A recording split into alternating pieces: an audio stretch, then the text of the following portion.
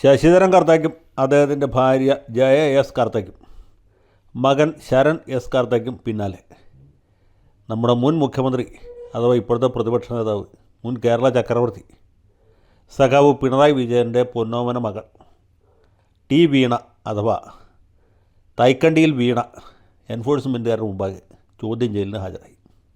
ഞാനിത് പറയുമ്പോൾ അവരുടെ ചോദ്യം ചെയ്യൽ തുടരുകയാണ്. ചോദ്യം ചെയ്ത് ക്ഷീണിക്കുമ്പോൾ എൻഫോഴ്സ്മെൻറ്റുകാർ വെള്ളം കുടിക്കും. വെള്ളം വീണയും കുടിക്കും. ഉപ്പ് തിന്നവർ വെള്ളം കുടിക്കണം എന്നാണല്ലോ നാട്ടുനടപ്പ്. ഇവിടെ ഉപ്പ് തിന്നവരാരൊക്കെയാണ്, എത്ര കിലോ അല്ലെങ്കിൽ എത്ര ക്വിൻ്റൽ ഉപ്പ് തിന്നു, ഇനി എത്ര മെട്രിക് ടൺ വെള്ളം കുടിക്കേണ്ടി വരും എന്നുള്ളതൊക്കെ വേറെ ചോദ്യമാണ്. അതൊക്കെ ഭാവിയിൽ കോടതിയിൽ തെളിയിക്കപ്പെടേണ്ടുന്ന കാര്യങ്ങളാണ്.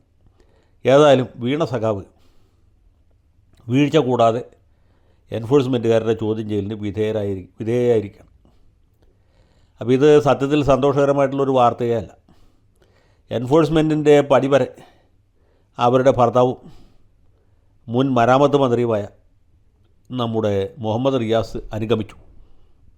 അതിനപ്പുറത്തേക്ക് പോകാൻ അദ്ദേഹത്തെ എൻഫോഴ്സ്മെൻറ്റുകാരെ അനുവദിച്ചില്ല.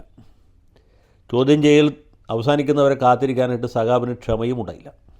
അദ്ദേഹത്തിന് വേണമെങ്കിൽ പുറത്ത് ഒരു ചാർമിനാറോ അല്ലെങ്കിൽ ദിനേശ് മീഡിയൊക്കെ കൊളുത്തി കാത്തിരിക്കാൻ പറ്റും.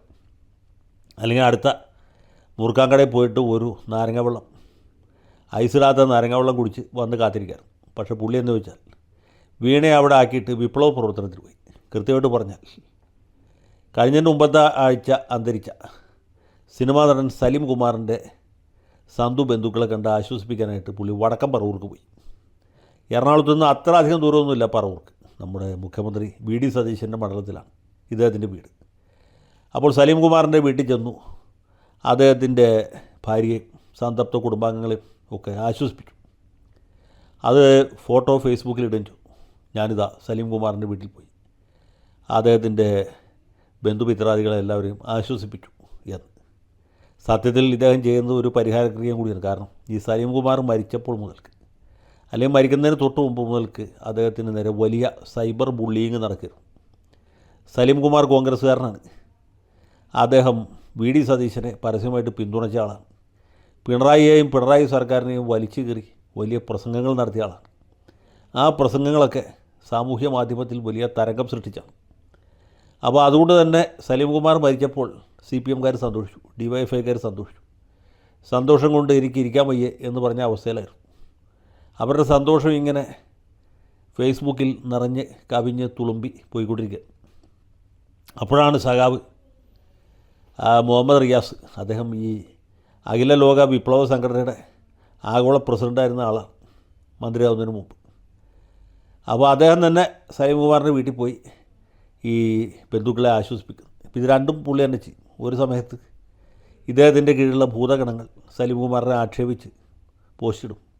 അതേ സമയത്ത് പുള്ളി തന്നെ മുതലക്കണ്ണീരുമായിട്ട് സലീം കുമാറിൻ്റെ വീട്ടിൽ പോയിട്ട് ഭാര്യയും മക്കളെയൊക്കെ ആശ്വസിപ്പിക്കും. ഇതൊക്കെ രാഷ്ട്രീയത്തിൻ്റെ ഭാഗമാണ്, നമുക്കാരും കുറ്റം പറയാൻ പറ്റില്ല. ഏതായാലും റിയാസ് അങ്ങനെ ഇത് ചെയ്യുന്ന സമയത്ത് വീണ ചോദ്യം ചെയ്യലിന് വിധേയമായിരിക്കുകയാണ്. മടിയിൽ കനമില്ല, അതുകൊണ്ട് വഴിയിൽ ഭയമില്ല എന്നുള്ളതാണ് പിണറായി സഖാവിൻ്റെ നിലപാട്. വീണയുടെ നിലപാട് എന്താണെന്ന് നമുക്കറിയില്ല. ഈ ചോദ്യം ചെയ്യലിൽ വീണു പോകുമോ അതോ വീണടുത്ത് നിന്ന് ഉയർത്തെഴുന്നേൽക്കുമോ എന്നറിയില്ല. ഒരു നീതിമാൻ 7 തവണ വീണാലും എഴുന്നേൽക്കും, പാപിയോ അനർത്ഥത്തിൽ നശിച്ചു പോകും എന്നുള്ളതാണ് ആ ബൈബിൾ വചനം. അത് വീണയ്ക്ക് അറിയാമോ എന്ന് എനിക്കറിയില്ല. അറിയാമെങ്കിലും അറിയില്ലെങ്കിലും എൻഫോഴ്സ്മെൻറ്റുകാരുടെ പിപ്പിടി കണ്ടാൽ പിണറായി വിജയൻ്റെ മകൾ വീണ ഭയപ്പെടുകയില്ല. മുഹമ്മദ് റിയാസിൻ്റെ സഹധർമ്മിണി വീണ ഭയപ്പെടുകയില്ല എന്നാണ് ഞാൻ വിചാരിക്കുന്നത്. വീണയുടെ മടിയിൽ കനമില്ല, സാരിത്തുമ്പിലും കനമില്ല എന്നുള്ളതുകൊണ്ട് ഈ വക പിത്തലാട്ടം കണ്ടാലൊന്നും അവർ പേടിക്കില്ല എന്നാണ് ഞാൻ വിചാരിക്കുന്നത്. ഏതായാലും വീണ വീരോചിതമായ മറുപടികളായിരിക്കും നൽകുന്നത്. എക്സാലോജിക്ക് എന്താണെന്ന് എനിക്കറിയില്ല. പണം വാങ്ങിയിട്ടില്ല. 5 ലക്ഷം വാങ്ങിയത് സർവീസ് ചാർജായിട്ടാണ്. 3 ലക്ഷം വാങ്ങിയതും സർവീസ് ചാർജായിട്ടാണ്. കരിമണൽ കർത്താവിന് ഒരുപാട് സർവീസ് അഥവാ സേവനം ചെയ്തു കൊടുത്തിട്ടുണ്ട്. കൊടുത്ത സേവനം എന്താണെന്ന് ഇപ്പോൾ ഓർമ്മയില്ല. ഓർമ്മയുള്ളതിന് ഇപ്പോൾ പറയാൻ നിവൃത്തിയില്ല. പറഞ്ഞാൽ സംഗതി നാറ്റക്കേസാവും എന്ന രീതിയിലുള്ള മറുപടികളായിരിക്കും മിക്കവാറും കൊടുക്കുക എന്ന് ഞാൻ വിചാരിക്കുന്നു. ഏതായാലും വീണയ്ക്ക് എല്ലാ വിജയവും ആശംസിക്കുന്നു. വീണ വിജയിയായിട്ട് വീണ വിജയനായിട്ട് തിരിച്ചു വരട്ടെ.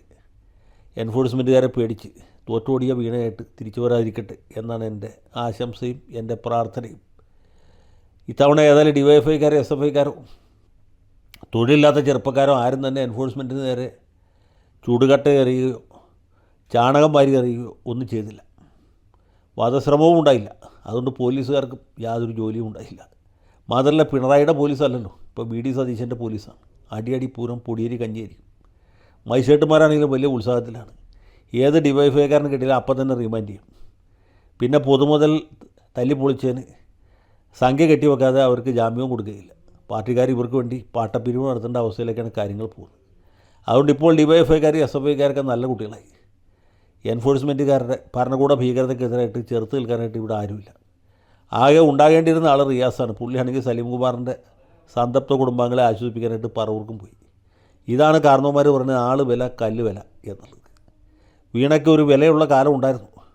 പക്ഷേ ഇപ്പോൾ ആഗോള മാർക്കറ്റിൽ വീണയ്ക്കും വില കുറവാണ്, ഗിറ്റാറിനും വില കുറവാണ്. അതുകൊണ്ട് സഹിക്കാൻ മാർഗമുള്ളൂ. അത് വീണയെ ഒരിക്കൽ കൂടി ഓർമ്മിപ്പിച്ചുകൊണ്ട് പഴയ കാലമൊക്കെ പോയി. അങ്ങനെ ഒരു വേനലിനൊരു വർഷം, മാത്രമല്ല ഇപ്പോൾ കാലവർഷമാണ് എന്ന തിരിച്ചറിവാണ് ഇപ്പോൾ ഉണ്ടായിട്ടുള്ളത്. വിജയൻ സഖാബ് മുഖ്യമന്ത്രിയായിരിക്കുന്നിടത്തോളം കാലം എൻഫോഴ്സ്മെൻറ്റുകാർ വീണ സഖാബിന് തൊട്ടില്ല. പക്ഷേ അദ്ദേഹത്തിൻ്റെ വാഴ്ച ഒഴിഞ്ഞതിന് പുറകെ ഹൈക്കോടതി സ്റ്റേ വെക്കേറ്റ് ചെയ്തു. ഹർജി തള്ളി. ഡിവിഷൻ ബെഞ്ച് കൊടുത്ത അപ്പീൽ അവരും തള്ളി. സുപ്രീം കോടതി ആണെങ്കിൽ വേനലവധിക്ക് അടച്ചിരിക്കുന്നു, തുറന്നിട്ടില്ല. ഇനിയിപ്പോൾ സുപ്രീം കോടതി തുറന്നിട്ട് കാര്യമില്ല. കാരണം എൻഫോഴ്സ്മെൻറ്റുകാർ കിട്ടാനുള്ള തെളിവുകളൊക്കെ ആറ്റിക്കുറുക്കി ഇടിച്ച് പിഴിഞ്ഞ് രസായനമാക്കി എടുത്തു കഴിഞ്ഞു. ഇനിയിപ്പോൾ എന്ത് ചെയ്തിട്ട് അതാണ് കാര്യം. ഒരു ഫലവുമില്ല. വരുന്നതൊക്കെ അനുഭവിക്കാൻ മാർഗമുള്ളൂ. വരാനുള്ളത് വഴി തങ്ങില്ല. അത് റിയാസിൻ്റെ കാര്യത്തിലാണെങ്കിലും ശരിയാണ്, വീണയുടെ കാര്യത്തിൽ ശരിയാണ്, എൻ്റെ കാര്യത്തിലാണെങ്കിലും നിങ്ങളുടെ കാര്യത്തിലാണെങ്കിലും ഒരു വ്യത്യാസമില്ല.